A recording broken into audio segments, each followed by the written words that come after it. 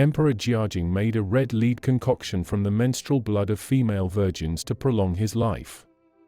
To produce this concoction, girls aged 13 to 14 were kept in the palace, and fed only mulberry leaves and rainwater in order to keep their menstrual blood pure.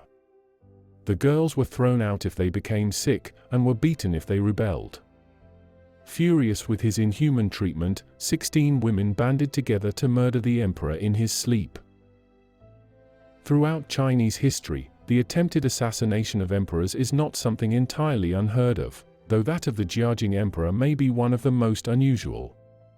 Born Zhu Huizong, he was the former Zhengde emperor's cousin. In 1521, however, Zhu Huizong ascended to the throne when his cousin suddenly died childless. Zhu Huizong adopted the regal name Jiajing after a political conflict called the Great Rights Controversy, involving his unusual succession. Emperor Jiajing resolved the controversy with a few hundred banishings, floggings, and executions. Whilst Jiajing's cruel treatment of the officials who opposed him may be considered relatively mild, when considering the deeds of certain other Chinese emperors, it was only the beginning, and Jiajing is remembered to have been a brutal emperor. Emperor Jiajing wasn't brought up to succeed the throne and made it a point to shirk his duties, leaving all the duties to his Grand Secretary Yang Song, who became so corrupt that he openly sold government positions for cash. Meanwhile, the Jiajing emperor went to live in isolation, away from the typical residence of emperors, the Forbidden City. He only took audiences with a few eunuchs, Taoist priests, and Yang Song. This gradually led to corruption at all levels of the Ming government. Meanwhile, the emperor spent much of his time and money patronizing Taoist alchemists in the hopes of finding an elixir to prolong his life. He was so obsessed with divination, alchemy, and longevity. His primary goal was to achieve immortality, which he sought through the use of all sorts of concoctions. One of his elixirs was an alchemical substance known as red lead. It's unclear now how to make the exact red lead elixir the Jiajing emperor used, but one key ingredient was menstrual blood of virgins. The Jiajing emperor kept girls around the age of 13 and fed them only mulberry leaves and rainwater, to ensure the purity of their menstrual blood. Any of the girls who became sick were beaten or sometimes thrown out.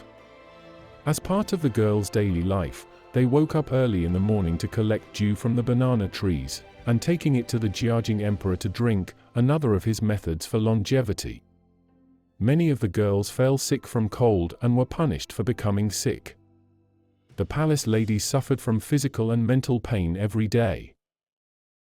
His concubines were also violently beaten into submission so they would passively cater to his every carnal whim. It is no wonder the women banded together to plot the murder of this sadistic ruler. The 16 palace women took action on a night that the emperor spent in the chambers of his favorite concubine, the consort Duan. After the concubine withdrew with her attendants, the emperor was left alone, and the palace women took the opportunity to attack. The group held down his arms and legs, as one of the concubine tried to strangle him with a ribbon from her hair. When this failed, they tied a silk curtain cord around his neck but unfortunately tied the wrong kind of knot and were not able to tighten the noose to finish the job. One of the conspirators panicked and reported the assassination attempt to Empress Fang. Empress Fang took swift action, saving his life and ordering the attackers rounded up. The Jiajing emperor was in a state of shock, and Empress Fang acted on his behalf. All 16 girls, plus consort Duan, were executed by slow slicing, known also as death by 1,000 cuts. They were tied up in public, and knives were used to methodically remove portions of their body until they were dead. Some records during the Ming dynasty show that this might be around 3,000 incisions over 3 days or so. In addition to the girls being killed by knives, Empress Fang ordered 10 of their family members beheaded and 20 other family members enslaved. Consort Duan was executed as well, though it later turned out that the concubine was not involved in the plot. The fact that the assassination attempt took place in her chambers gave the empress sufficient reason to eliminate a potential rival in the palace. This whole ordeal became known as the Palace Plot of Renyinyir, also known as the Palace Women's Uprising. After an assassination attempt in 1542, the emperor did not stop making his red lead concoction. He simply withdrew to the western part of the Forbidden City, where he could live in isolation, and he ordered the age limit for his new maids and concubines to be reduced to 8 for his special concoctions. He devoted his attention to promoting Taoism while neglecting his duties as emperor. Particularly during his later years, the Jiajing emperor was known for spending a great deal of time on alchemy in hopes of finding medicines to prolong his life.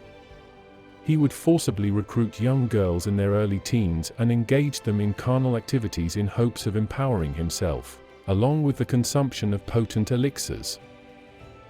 He commissioned Taoist priests to collect rare minerals from all over the kingdom to make elixirs. Some of them contained mercury, which inevitably caused health problems. Jiajing's reign was the second longest in the Ming dynasty, lasting 45 years. He died in 1567, possibly from poisoning by what he believed to be mercury-containing substances, and was succeeded by his son, the Longqing emperor. What are your thoughts on this?